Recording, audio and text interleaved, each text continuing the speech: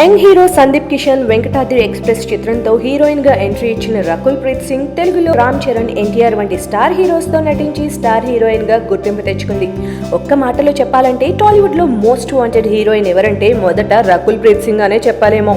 అయితే తెలుగులో ఈ రేంజ్ ఫాలోయింగ్ సంపాదించుకున్న రకుల్ తమిళనాట కూడా తన అదృష్టాన్ని పరీక్షించుకుంది. కానీ అక్కడ ఇక్కడ కలిసి రాలేదు.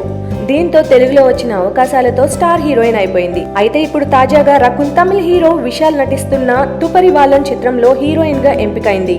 ఇంకా విశాల్ సినిమా అంటే తెలుగులో డెఫినెట్ గా విడుదలవుతుంది. అయితే ఈ సినిమాలో రకుల్ కి ఛాన్స్ రావడానికి కారణం మాత్రం ఈమెకి తెలుగులో ఉన్న ఫాలోయింగే.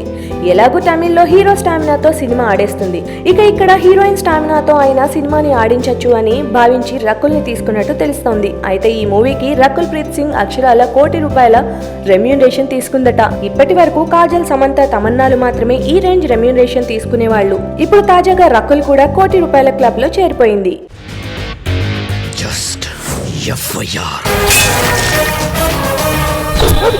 Mental Police